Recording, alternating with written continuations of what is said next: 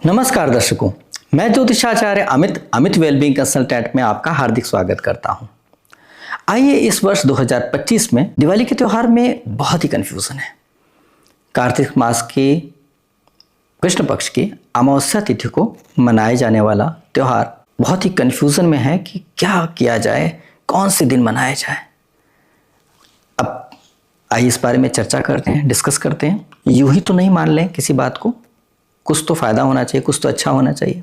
आप सभी अपनी छुट्टी करके बैठेंगे, काम धाम रोक के बैठेंगे त्यौहार मनाने के लिए, पूजा पाठ करने के लिए।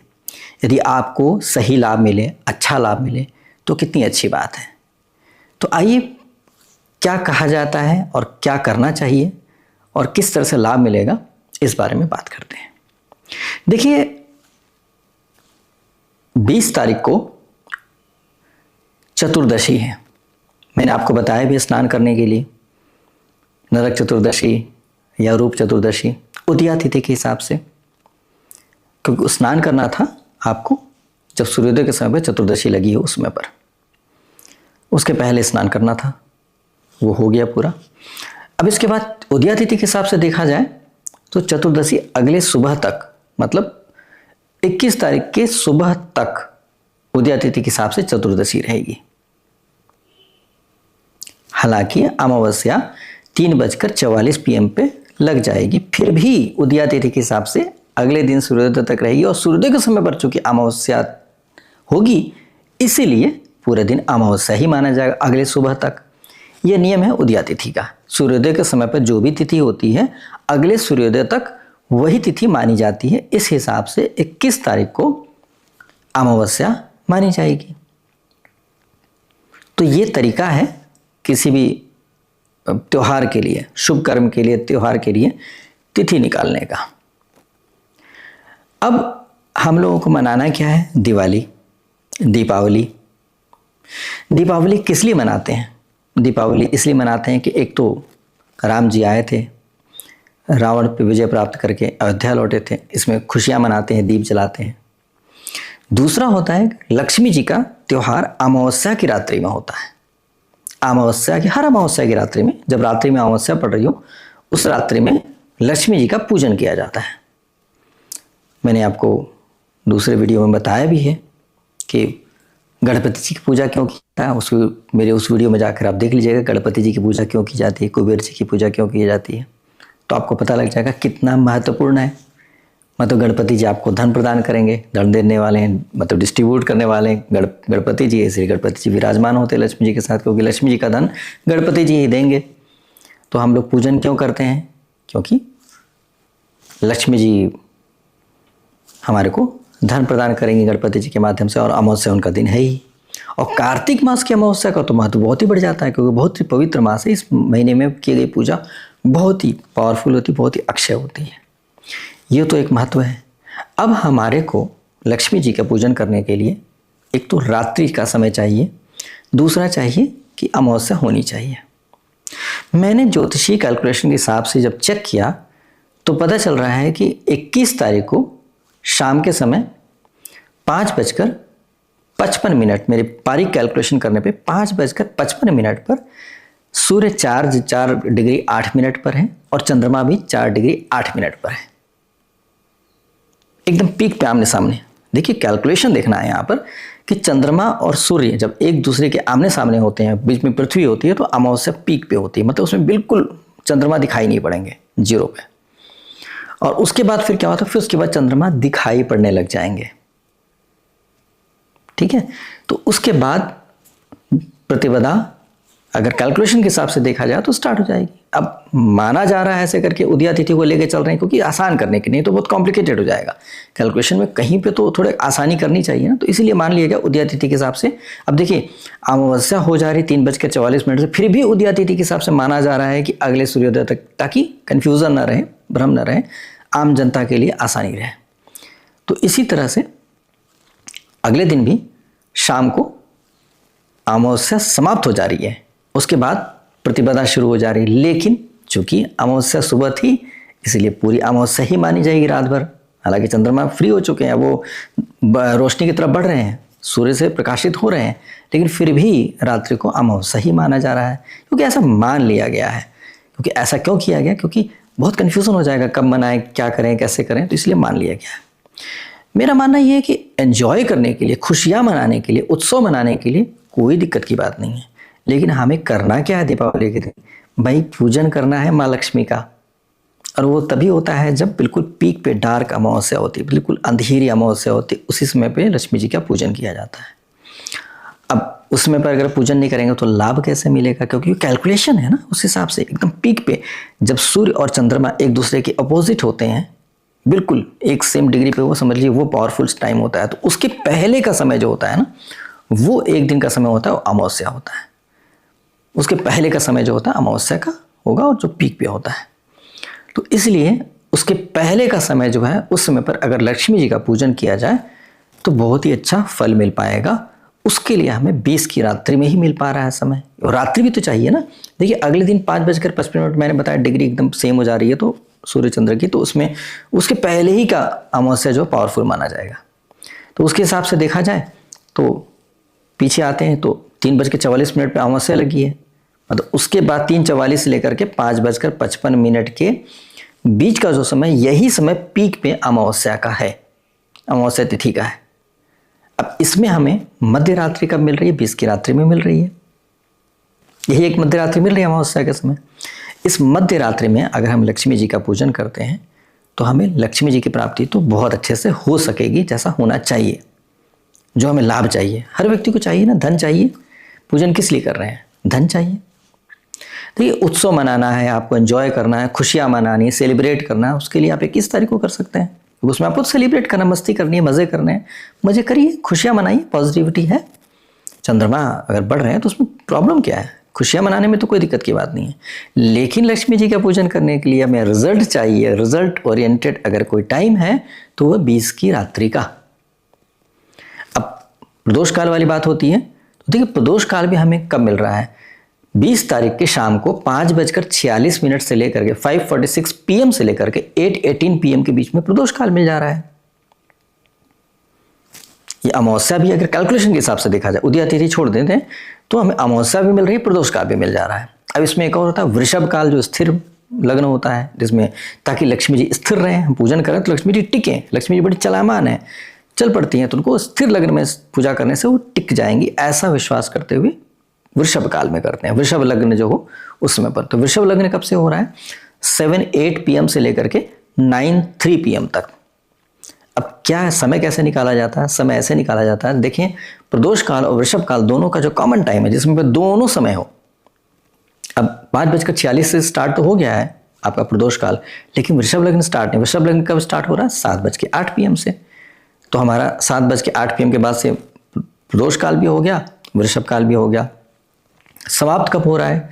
समाप्ति में देखा जाए तो 8:18 पे प्रदोष काल समाप्त हो रहा है और वृषभ काल बढ़ता जा रहा है 9:03 तो। लेकिन अब दोनों तो 8:18 तक दोनों हैं, उसके बाद तो अकेला वृषभ काल ही बढ़ेगा। तो इसीलिए हम लोग समय ले लेते हैं, जो कॉमन समय होता है वो समय लेते हैं। तो 7:08 PM से लेकर के 8:18 PM तक दिल्ली के समय अनुसार ये समय हो गया आपका। प्रदोष काल भी है, वृषभ काल भी, स्थिर लग्न भी है, मतलब वृषभ काल स्थिर लग्न भी है।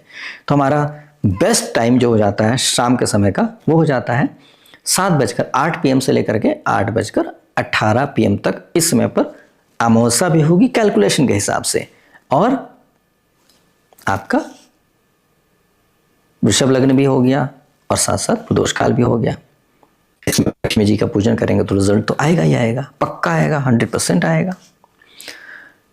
साथ साथ रात्रि में पूजन की बात, अब देखिए रात्रि पहर में भी पूजन किया जाता है। निश्चित काल में जो मध्य रात्रि का समय होता है वो भी बड़ा पावरफुल होता है।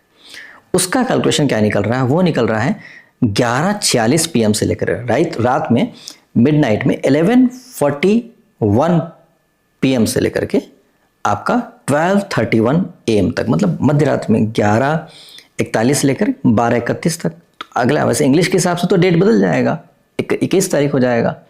तो 11:41 20 तारीख की रात्रि से लेकर के 12 बजे के बाद जब डेट बदल जाएगी तो 21 तारीख हो जाएगा। तो उसमें 12:31 AM इसके बीच का जो समय है, ये समय भी आपका बहुत ही पावरफुल समय है। तो इस समय पर आप मध्य रात्रि में जो पूजन करते हैं, जो कोई तंत्रोक्त पूजा करना चाहते हैं, कोई बहुत विशेष पूजा करना चाहते हैं, सिद्धि की पूजा करना चाहते हैं, तो वो सब पूजा बहुत अच्छे से इस समय पे की जा सकती है, क्योंकि बहुत ही बढ़िया समय है ये लक्ष्मी माँ की कृपा प्राप्त करने के लिए। तो जो बहुत विशेष पूजा करना चाहते हैं वो इस समय का उपयोग कर सकते हैं। गृहस्थ के लोग तो शाम को पूजा कर लेते हैं, आधी रात में कौन जागता है, लेकिन जो तांत्रिक होते हैं, जो बहुत सिद्धियाँ प्राप्त करना चाहते हैं, जो लक्ष्मी जी की कृपा विशेष तौर पे करना चाहते हैं, वो रात में करते हैं। साथ साथ क्या है कि सिंह लग्न भी स्थिर लग्न होता है, तो इसका भी समय जो है वो रात के समय, मतलब 12 बजे के बाद, जब निश्चित काल समाप्त हो जाएगा तो उसके बाद का भी समय एक निकाल के बता रहे हैं, वो ये है 1:38 AM से लेकर के 3:55 AM तक। मतलब ये समय जो 1:38 AM से लेकर के 3:55 AM तक, 12 बजे के बाद, मध्य रात्रि के बाद का समय, यह भी सिंह लग्न वाला समय है। यह लग्न भी स्थिर होता है, तो इसमें पर लक्ष्मी जी की पूजा करने से स्थिरता मिल जाती है। देखिए, अमावस्या के समय के ही बीच में ये समय निकाला जा रहा है जो हमें बेस्ट बेनिफिट दे सकते हैं माँ लक्ष्मी का पूजन करने का। अब बात यह है कि अगर महालक्ष्मी का पूजन कर दिए तो मज़ा आ गया, रिजल्ट तो आ गया। अगले दिन पूजन करने पे ये रिजल्ट्स नहीं आ सकते हैं। त्यौहार तो बन जाएगा, इसमें कोई डाउट नहीं है। अब चलिए, आज के दिन करने के लिए और क्या है शास्त्र की बात, कोई और खास बात नजर आ जाए, ये तो चलिए आपको लग रहा होगा कि खास नहीं समझ में आया, तो देखिए खास और बात बताते हैं। इस दिन पड़ रही है सोमावती अमावस्या, मतलब अमावस्या सोमवार के दिन पड़ रही है। ये कैलकुलेशन जो हम बता रहे हैं आपको, उदया तिथि नहीं होने के बाद भी सोमवार को पड़ रहा है। उसमें क्या क्या बेनिफिट मिल सकता है?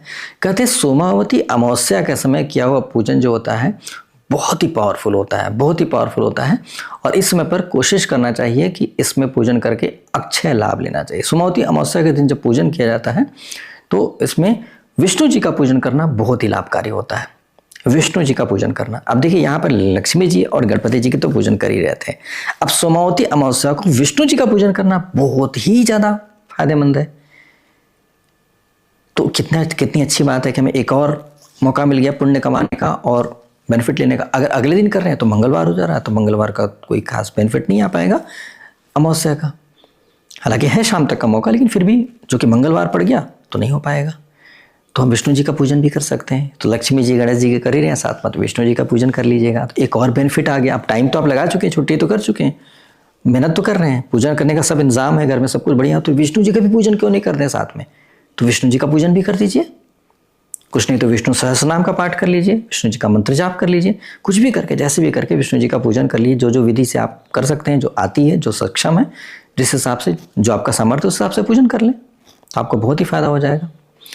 तो इससे क्या होता है कि इस समय जो भी, ये समय इतना पावरफुल है कि इस समय पर जो भी पाप करेंगे या जो भी पुण्य कर्म करेंगे, जो भी कर्म करेंगे, पाप करेंगे या पुण्य करेंगे, वह 60,000 जन्म तक आपका चलता ही रहेगा, बार बार चलता रहेगा। इस जन्म में आपका पाप आ गया, कर दिया आपने, अब अगले जन्म में फिर वही पाप आ जाएगा, उसके अगले जन्म में फिर वही पाप आ जाएगा, मतलब चलता रहेगा, खत्म नहीं होएगा। जब तो उसका प्रायश्चित करके पूरा उसका समाधान बढ़िया सा ना कर ले, तब तक वो इतना पावरफुल रहता है कि जन्म जन्म तक पास होता रहता है। कई बार होता है कुछ पाप होते हैं जो कई जन्म तक हो गया तो हो गया, समाप्त हो जाता, अपने आप क्षय हो जाता है, खत्म हो जाता है। कोई भी ऊर्जा होती क्षय होती जाती है ना, वो क्षय ही नहीं होता उसका। पुण्य कर्म भी ऐसे ही क्षय ही नहीं होता है, चाहे पाप हो चाहे पुण्य हो। इसलिए पाप इसलिए बताया कि पाप करिएगा मत, गलती से उस दिन किसी को कष्ट देना, तकलीफ देना, सताना, अपशब्द बोलना, कुछ भी ऐसा कर्म मत कीजिएगा। अब क्या करना चाहिए? करना ये चाहिए कि इस दिन पुण्य कर्म कर लेना चाहिए, अच्छे से अच्छा पुण्य कर्म कर लेना चाहिए। इसमें विष्णु जी की पूजा करेंगे, लक्ष्मी जी की पूजा करेंगे, तो लक्ष्मी जी की पूजा और गणपति जी की पूजा, कुबेर जी की पूजा यदि आपने कर लिया और बहुत ही पावरफुल तरीके से कर लिया, तो 60,000 जन्मों तक आपका ये चलता रहेगा पुण्य कर्म ना, आप समझे? तो ये पुण्य कर्म चलता रहेगा, तो इस तरह से बहुत अच्छा बेनिफिट ले सकते हैं। तो मतलब आप एक अच्छे तरीके से 60,000 जन्मों तक के लिए पुण्य कर्म आप अर्जित कर सकते हैं। तो क्यों नहीं किया जाए? आज के दिन क्यों नहीं किया जाए? सोमवार को 20 तारीख को क्यों नहीं किया जाए? ये भी पूजा कर लेंगे ना साथ साथ। देखिए एक और अच्छी बात दिख रही है कि कहते हैं कि इस दिन मौन रहकर स्नान करने से 1000 गौ का दान का लाभ मिलता है। क्या करना क्या है? इतना आसान है कि बस नहाते समय बिल्कुल मौन रहना, कुछ नहीं बोलना है। कई बार होता है ना, बोल दिए तो भी टॉवल कहाँ है, कपड़े कहाँ है, ऐसे पूछ लेते हैं लोग नहाते समय, कुछ भी कह लिया कि पानी नहीं आ रहा है तो पानी आ रहा है, तो पानी ठंडा है, पानी कर, बहुत सारी बातें होती बाथरूम में, परिवार में बातों में होते हुए भी बात कर सकते। पूछ लिया किसी ने बाहर, पत्नी ने पूछ लिया किसी पति से कि भाई कहाँ है, उनको क्या पेमेंट देनी है नहीं देनी है, क्या खाओगे, कुछ भी पूछ लिया और आपने बोल दिया। तो वैसे तो कोई बात नहीं है, लेकिन क्या है कि इस समय पर आप कुछ भी ना बोलते, विशेष ध्यान रखें कि सब लोग कि इस समय पर बिना बोले स्नान करना है, तो बहुत अच्छी बात होगी। तो अब आपको सूर्यास्त हो रहा है 6:26 पे दिल्ली में। तो इसके पहले 3:44 से 6:26 के बीच में यदि स्नान कर लें तो कितनी अच्छी बात है। अब 5:46 पे तो आपका पूजन का समय शुरू हो जा रहा है, तो उसके पहले पहले यदि मौन रहकर स्नान कर लिए तो 1000 गौओं का पुण्य मिल गया। साथ साथ एक और बेनिफिट बताते हैं आपको। इस दिन तुलसी जी के पास दीपक जलाना, एक दीपक जलाएं घी का, गाय के घी का दीपक जलाएं, और 108 परिक्रमा करने से भी बहुत लाभ मिलता है, बहुत ही लाभ मिलता है, अक्षय पुण्य की प्राप्ति होती है। तो अब ये भी एक बेनिफिट मिल गया आपको। सोमावती अमावस्या के दिन यदि आप तुलसी जी के पास दीपक जलाकर 108 परिक्रमा करते हैं तो बड़ा ही लाभ मिलता है। विष्णु जी का पूजन आप कर ही रहे हैं, तो आप क्या करें, मेरे विचार से मेरा मानना यह है कि अगर आपको इतने ज़्यादा बेनिफिट्स मिल रहे हैं तो आप क्यों ना 20 तारीख को कर डालें। अगले दिन तो सिर्फ उत्सव ही मनाएंगे आप, लक्ष्मी जी का बेनिफिट रात में मिल नहीं पाएगा, विष्णु जी का बेनिफिट मिल नहीं पाएगा, तुलसी जी का बेनिफिट मिल नहीं पाएगा, आपको 1000 गौओं के का जो पुण्य जल दान का लाभ मिलता है वो भी नहीं मिल पा रहा है। तो आपको क्या मिल पा रहा है अगले दिन? सिर्फ ये है कि हाँ शास्त्र में एक बात कही गई तो उसको हम लोग लकीर के फकीर की तरह बात मान के चल पड़े। मानते हैं शास्त्र की बात माननी चाहिए, लेकिन बहुत सारी बात ऐसी, अब आप मेरी बात को समझने की कोशिश करिए। कहते हैं कि माता को माता कभी नहीं होती है, ये बात तो सब जानते हैं, हर बच्चा बच्चा जानता है, लेकिन ऐसा भी होता है ना कभी कभी, ऐसा हुआ है ना कभी कभी कि माँ ही अपने बेटे को मार दी, मर्डर करवा दिया। आप तो बहुत सुने होंगे, न्यूज़ में देखे होंगे, रिसेंटली बहुत केसेस हुए हैं जो प्रेमिका के चक्कर में अपने बच्चों को मरवा दिया। तो क्या वो फॉर्मूला जो इतने दिन से सुन रहे थे वो एग्जैक्टली सही था? किसी परिस्थिति में कभी कभी माँ ही अपने बच्चों को मार देती है, माँ अपने पत्नी अपने पति को मार देती है, जो कड़वा चौथ करके आयु बढ़ाने की कोशिश करती रही है वो मार भी देती है। तो ऐसा नहीं कि एक्सेप्शनल केस नहीं होते हैं, तो एकदम उस बात को पकड़ के रख लेना ये तब अच्छी बात नहीं है जब आपको लग रहा हो कि हाँ ऐसे फ्लेक्सिबिलिटी के हिसाब से हम थोड़ा सा मान लें, इसके हिसाब से टेक्निकली अगर देखा जाए तो ऐसा भी कर सकते हैं वैसा भी कर सकते हैं, दोनों बात सही है गलत नहीं है, तो इसमें बुराई क्या है? देखिए ऐसा नहीं कर रहे हैं कि 20 तारीख को ही बोलेंगे कि 20 तारीख को ही कर लीजिए। 20 तारीख को जो चीज़ें 20 तारीख को की जा सकती हैं वो 20 तारीख को जरूर कर लीजिए और लाभ ले लीजिए, बेनिफिट ले लीजिए, मैक्सिमम बेनिफिट ले लीजिए। और 21 तारीख को जो किया जा सकता है वो कर लीजिए, सेलिब्रेशन कीजिए। अब देखिए, अब सूर्यास्त के बाद दान पुण्य कैसे कर पाएंगे आप? बहुत सारे कार्य जो होते हैं सूर्योदय के बाद होना चाहिए, वो सारे कार्य आप आराम से कर लीजिए। अब तर्पण वगैरह करना है, श्राद्ध वगैरह करना है, ये सब चीज़ें करनी होती है अमावस्या पे, तो वो तो आप नहीं कर सकते क्योंकि शाम का समय हो गया है, तो आप अगले दिन कर लीजिए क्योंकि उदया तिथि के हिसाब से अमावस्या है, वैसे कैलकुलेशन के हिसाब से अमावस्या तो चल रही है और दिन का समय भी है, तो आपको शाम के समय तक 5:54 तक का तो समय आपके पास है ही, तो आपको पिंड दान करना है, श्राद्ध करना है, तर्पण करना है, जो भी करना है, ऐसे कर्म भी आप कर सकते हैं, इसमें कोई डाउट नहीं है। लेकिन बस ये है कि रात्रि के समय में जो कर्म किया सकते हैं, संध्या के समय जो किया सकते हैं, जो कैलकुलेशन के हिसाब से किया था वो सब 20 तारीख को कर डालें जिससे बेनिफिट मिल जाए। तो अब देखिए तरीका कैसे किया जा सकता है। सबसे पहले क्या कीजिए, 3:44 होता है तो स्नान कर लें, बिना बोले मौन रहकर स्नान कर लें, बेनिफिट 1000 गौओं का दान का पुण्य मिल गया आपको। अच्छे से बढ़िया से नहा धोकर शुद्ध होकर के पवित्र चीज़ों से स्नान करें, स्वच्छ वस्त्र पहने, उसके बाद तुलसी जी के पास जाकर के दीपक जलाएं, दीपक घी का दीपक जलाएं और जला करके परिक्रमा करें, 108 परिक्रमा करें। तुलसी जी को स्पर्श मत कीजिएगा क्योंकि तुलसी जी को बहुत मान से, आदर मान से उनकी परिक्रमा कीजिएगा। उसके बाद क्या करें, उसके बाद विष्णु जी का जाप कर लीजिए बैठ के, विष्णु जी का जाप, विष्णु सहस्रनाम पाठ कर लीजिए। और उसके बाद क्या करिएगा, उसके बाद आप शाम के 7:08 PM से लेकर 8:18 PM इस समय के बीच में आप बहुत अच्छे से लक्ष्मी जी की पूजा कर सकते हैं। तो आपको बहुत अच्छा समय मिल जा रहा है, आप शुभ समय में सारा कुछ आप कार्य कर पाएंगे और 8:18 तक लक्ष्मी जी की पूजा बहुत अच्छे तरीके से आप कर पाएंगे। इसके बाद और भी पावरफुल तरीके से पूजा करना है तो आप रात्रि में निश्चित काल में पूजा कर लीजिए। 11:41 से 12:31 मिडनाइट पे ये पूजा कर लीजिए।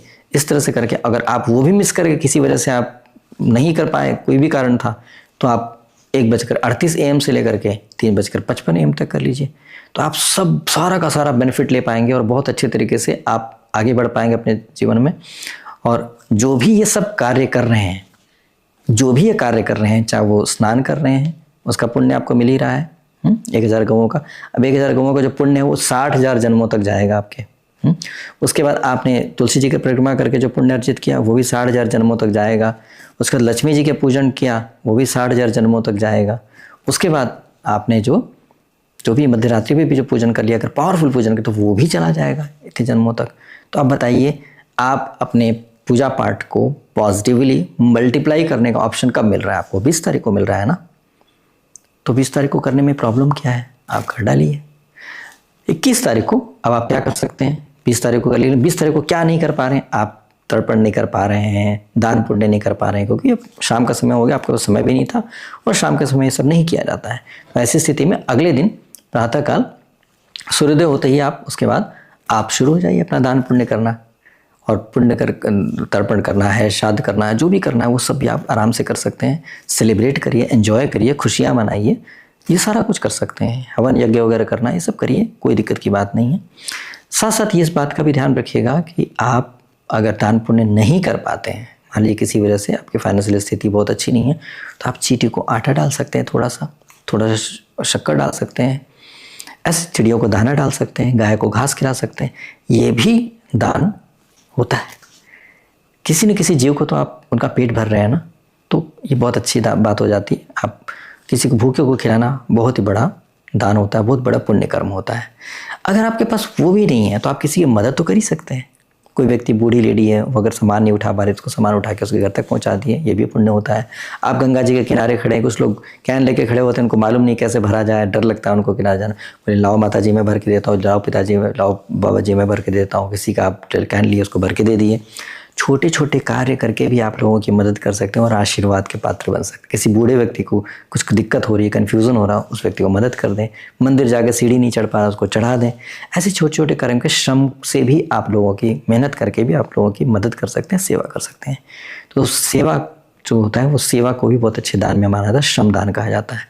तो इसलिए आप ऐसे भी आप पुण्य अर्जन कर सकते हैं। देखिए, पुण्य अर्जन करना चाहिए, ये बहुत शुभ समय है। इस समय पर दान पुण्य बहुत ही फायदेमंद होता है। पिछले दिन अगर आप करते हैं तो उसमें आपको पता है 60,000 गुना बेनिफिट मिलेगा, लेकिन आज जो 21 तारीख को जो आप करेंगे अगले दिन, उस दिन भी तो आपको लाभ मिलेगा ही, उतना नहीं गुना मिलेगा लेकिन लाभ तो मिलेगा ही मिलेगा। तो इस तरह से आप चाहें तो दोनों दिन आप अच्छे तरीके से मना सकते हैं। ऑफिस के लोगों के लिए 20 तारीख को कौन सा समय सही रहेगा, मैं जो भी मुहूर्त है वो मैं स्क्रीन पर दे रहा हूँ, आप देख सकते हैं। उस हिसाब से आप अच्छे से अपना पूजन कर सकते हैं। बाकी आप अगले दिन भी पूजन कर सकते हैं। ऑफिस में क्या है कि शाम के समय में पूजा किया नहीं हो पाया, किसी वजह से बहुत सारे कारण से नहीं हो पाया, तो आप 21 तारीख को भी प्रातःकाल भी कर सकते हैं पूजन। स्थिर लगन आपको प्रातःकाल नहीं मिल पाता है, लेकिन उसके लिए भी आपको समय मिल जाएगा, उसमें भी आप पूजन कर सकते हैं।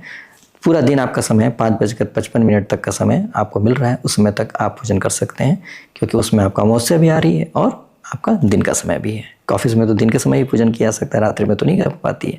तो इस तरह से करके आप दोनों दिन का बेनिफिट ले सकते हैं। मेरा मानना ये है कि जब सबसे ज़्यादा बेनिफिट मिल रहा है 20 तारीख को, उसका लीजिए, और 21 तारीख को आप एंजॉय कीजिए, पॉजिटिवली अपने उस चीज़ को लीजिए, जो त्यौहार है उसको लीजिए।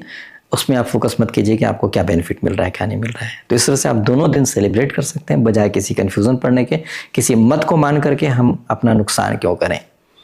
तो हम वो देखेंगे टेक्निकली किस कारण से ऐसा हो रहा है, उस कारण को समझने की कोशिश करेंगे।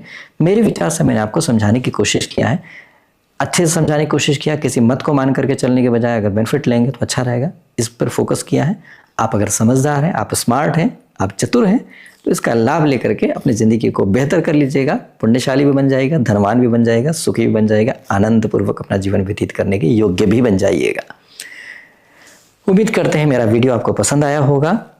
अगर पसंद आया है तो आप लाइक कर दीजिएगा, और ऐसे ही इन्फॉर्मेशन लेने के लिए, आपके भ्रम को दूर करने के लिए, गहरी बातें बताने के लिए मैं कोशिश करता रहता हूँ। यदि आप चाहते हैं कि आप मेरी वीडियोस देखें तो मेरे चैनल को सब्सक्राइब कर दीजिएगा, और अगर बेल आइकन भी प्रेस कर देंगे, ऑल नोटिफिकेशन प्रेस कर देंगे, तो मेरी वीडियो जैसे ही अपलोड होगा आपको प्राप्त हो जाएगा और आप इमीडिएटली देख पाएंगे। तो अगर आप चाहें तो कमेंट्स भी कर सकते हैं, मुझे पता लगेगा कि आपको और कौन सी जानकारी चाहिए और किस तरह के वीडियोज़ आपको किस तरह की जानकारी के वीडियोज़ आपको चाहिए। तो मैं कोशिश करूँगा आपको वो जानकारी देकर आपके शंका का समाधान करूँ और आपको आपके मन को मजबूत करूँ, आपको कॉन्फिडेंस दूँ जो भी पूजा करने के लिए। तो इस तरह से मैंने आपको बताने की कोशिश किया है। इससे आपको उम्मीद करते हैं कि आपके अंदर कॉन्फिडेंस आएगा 20 तारीख को पूजन करने के लिए और आप ज़्यादा से ज़्यादा लाभ ले पाएंगे और 21 तारीख को एंजॉय करने का भी कॉन्फिडेंस आएगा। बहुत बहुत धन्यवाद। नमस्कार।